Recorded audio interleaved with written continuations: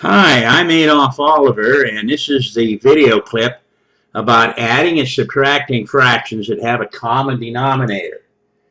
Now, common denominator makes things pretty easy. If you have unlike denominators, there's a little bit more involved, but this particular time we're just talking about a common.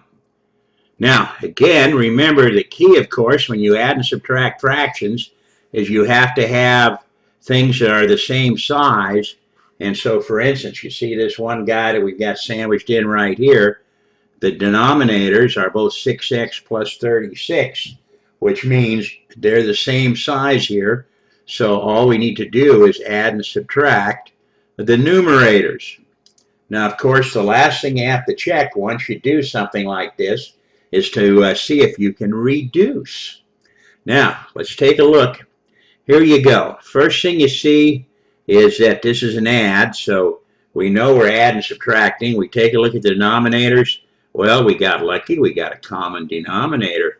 So this common denominator here is common right over here in our final answer, 6x plus 36. Okay, now what we have to do is combine the numerators. And you can have addition or subtraction, so you got to be careful in how you handle it. So let me show you a good way to make sure you don't goof it up. First, you see this fraction over here? There's no sign in front, so we assume it's positive. Secondly, if the numerators are more than a single term, both of these guys are two terms, factor them by putting the parens around. Now, the sign in front then gets applied to both of these guys.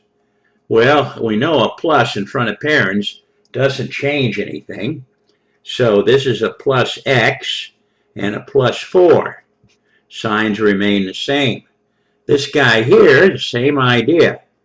This is officially a plus x here, so it doesn't change, and the plus 5 doesn't change. Now, the reason we're careful about this is if you get a minus here, then things do change. So you want to develop habits here which work all the time for you. Now let's combine what we got. We got two x's, okay, and then plus 4 plus 5 is plus 9. Now, let's see if we can reduce anything here. The numerator, there's no GCF, so we'd have to take it entirely together by putting the parens around it. The downstairs, I can factor a 6 out, and let's see, we'll have x plus 6 left. Remember, double check this. 6 times x is 6x, 6 times plus 6 plus 36. Okay, well, that's nice. We factored top and bottom, but guess what? Nothing to reduce here. Okay, so that's where we stay. So you could leave it factored like this, or you can multiply it back out.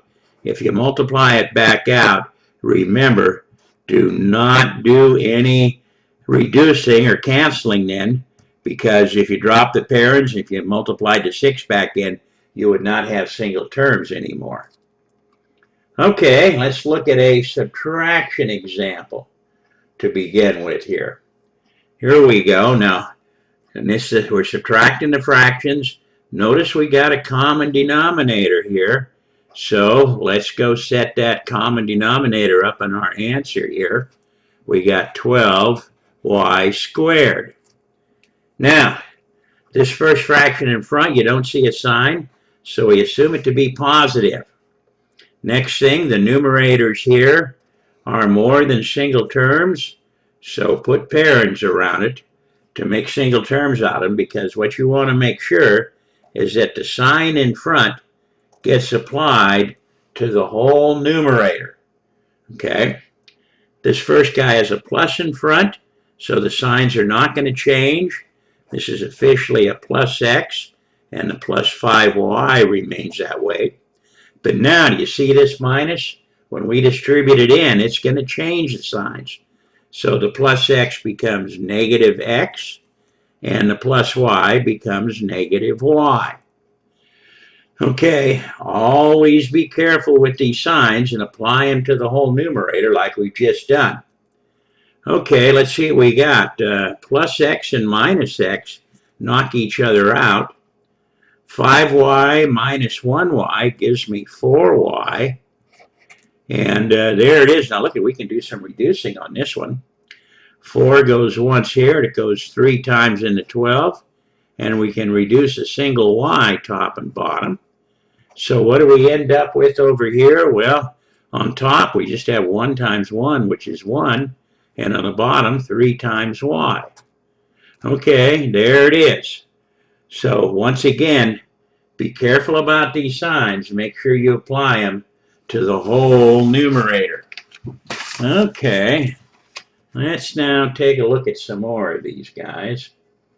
Here we go. Again, you see the plus. That means we're adding and subtracting here.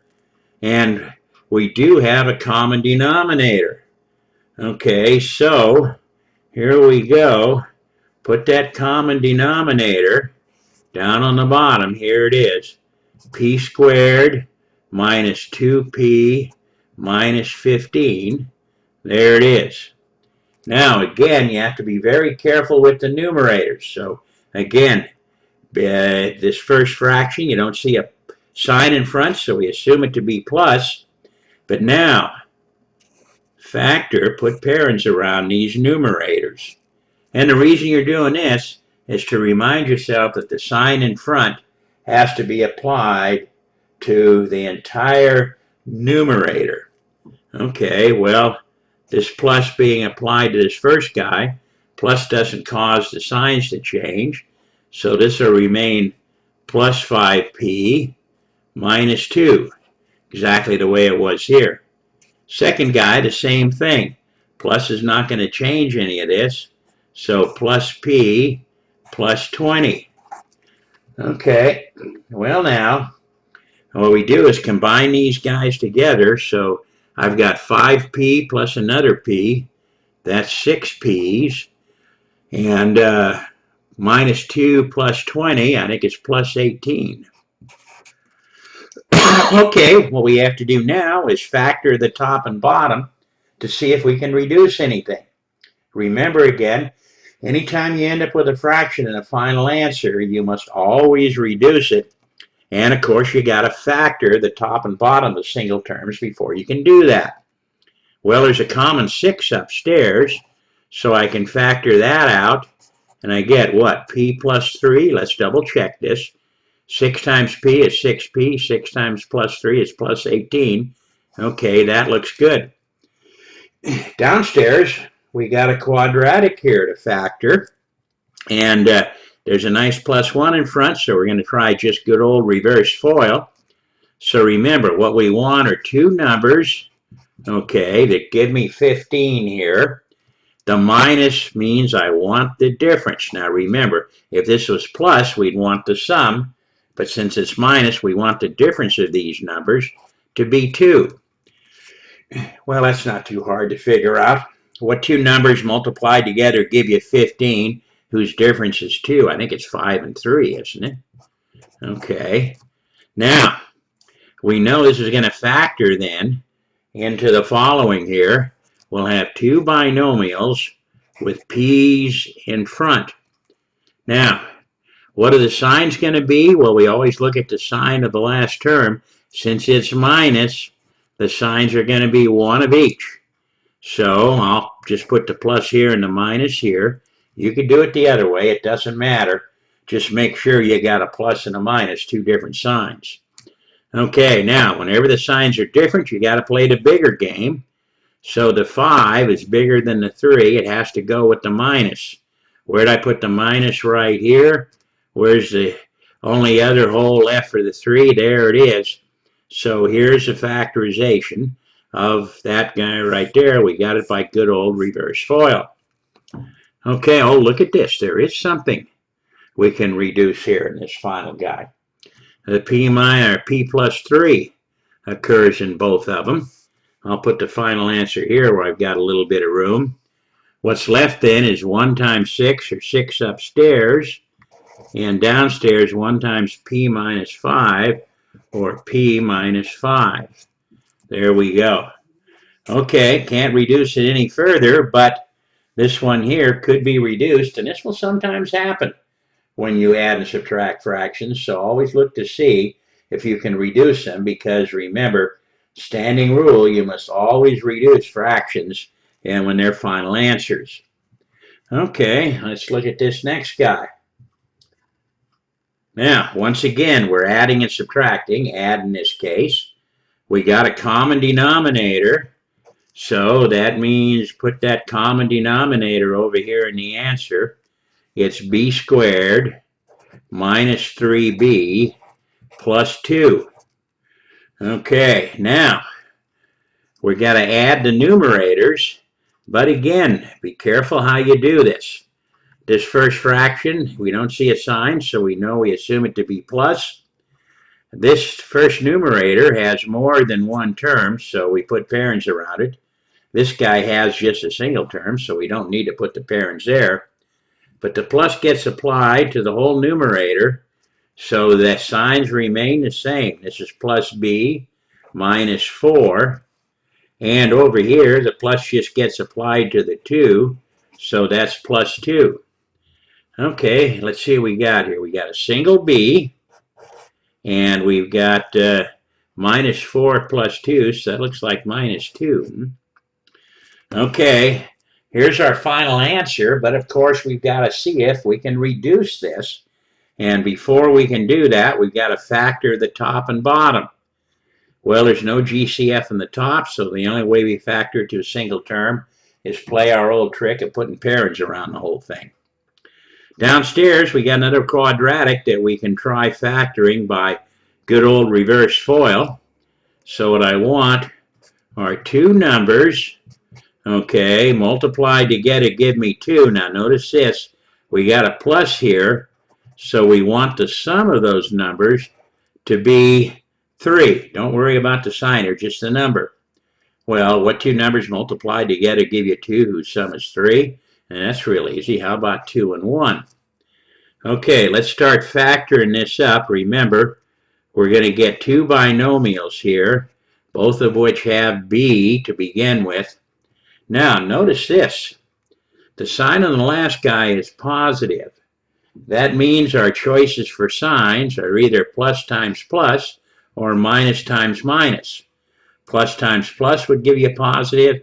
Minus times minus would also give you a positive. Now remember, how did you decide between these two?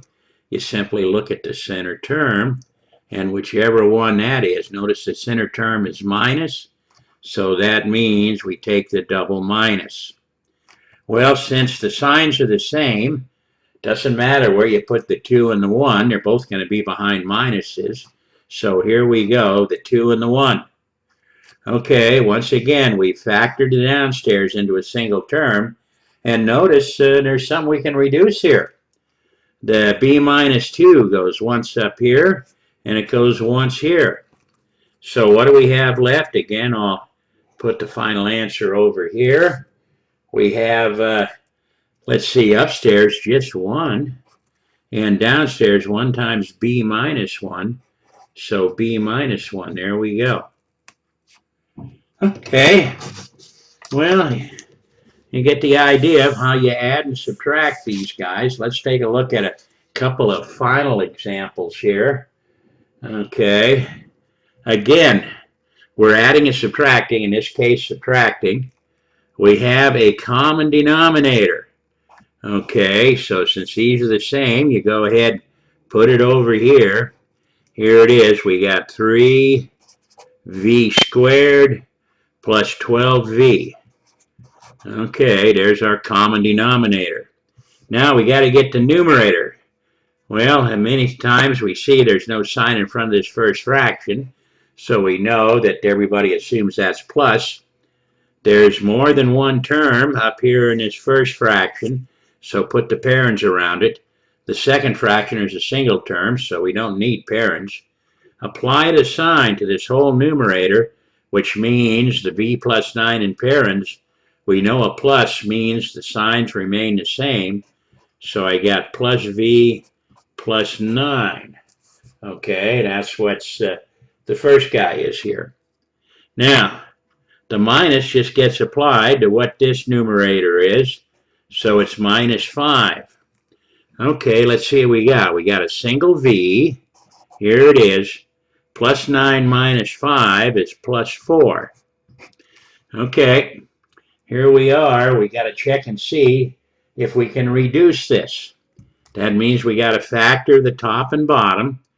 Well, there's no GCF upstairs, so the only thing we can do to make a single term is put the parens around it. Notice downstairs we can factor out a 3 and a v, so there is a GCF, namely 3v. Now, what's going to be left? Well, there'll be a single v here, and what? A plus 4 here. Now, double check this. Distribute it back. 3v times v is 3v squared, plus 3v times 4. 3 times 4 is 12, and a v. There it is. Now, look at this. There's something we can reduce here. The v plus 4 goes against the v plus 4. So if I put the final answer over here, we have just a 1 upstairs, 1 times 3v, or 3v downstairs. So many times you can reduce the final answer when you're adding or subtracting these algebraic fractions. Now, one more example to take a look at. Let's do it here. And once again, notice a subtraction sign. So that means we're adding and subtracting. And we notice we've got a common denominator. So, okay, here it is. Take this common denominator and write it in the final answer over here. P squared plus 11p plus 30. Okay, now we got to get the numerator. And this is where you got to be careful again. Remember, no sign in front of this first fraction, so we assume it to be plus. And if any of the numerators are more than a single term, put parens around the whole thing. And that means, of course, that the sign in front has to be applied to this whole numerator. Well, again, a plus means we're not changing anything. So we get plus 2p plus 2. The signs remain the same. But now, look at the second guy. The minus is being applied here, so that's going to change the signs. The plus p becomes minus p. The minus 4 becomes plus 4. Double check that you change the signs. Looks good. Okay, how many p's we got? Plus 2 minus 1, that's going to be a single p. We got plus 2 plus 4, that looks like plus 6. Okay, now here we go again. We got to check to see if we can reduce this final answer. Well, the upstairs, the only way we factor to a single term is put parens around it. Downstairs here, we got one of these quadratics we can try and factor again. It's got a nice plus 1 in front of the squared guy, so we can try reverse FOIL. So remember, what we're doing is we're looking for two numbers that multiply together give me 30, and the plus here means I want the sum of these numbers to be 11. Well, oh, okay. That just came to me. How about 6 times 5, right? 6 times 5 multiplies together to give you 30. What's the sum of 6 and 5? 11. So there we go. There's our winning combination, 6 and 5. Now, we know this is going to factor into a couple of binomials with p's in front. Here we go. Now, the next thing we do is we go after the signs. Now, remember, we look at the sign of the last term. This is positive, so that means my choices are double plus or double minus. Plus times plus would multiply to give me plus. Minus times minus would also give me plus. How do we decide which one? You look at the sign of the center term, and whichever one it matches, that's your choice. Center term is positive, so that means we pick the double plus. Well, the signs are the same, so you can just drop the numbers in wherever you want. It's not going to make any difference. They're both going to be behind plus signs. So here we go. This is the factorization of the bottom. Notice And we've been getting lucky on a lot of these guys. There's been something to reduce. This doesn't always happen, but the P plus 6 here and the P plus 6 here reduce. So what do we got left on this one? Again, I'll put the answer where I got a little bit of room here. Upstairs, I just have 1, and downstairs 1 times P plus 5, so P plus 5. Okay, well, we've had a number of good examples here on how we can turn around and add and subtract these algebraic fractions, officially called rational expressions. But remember, you've always got to check to see if you can reduce that final answer.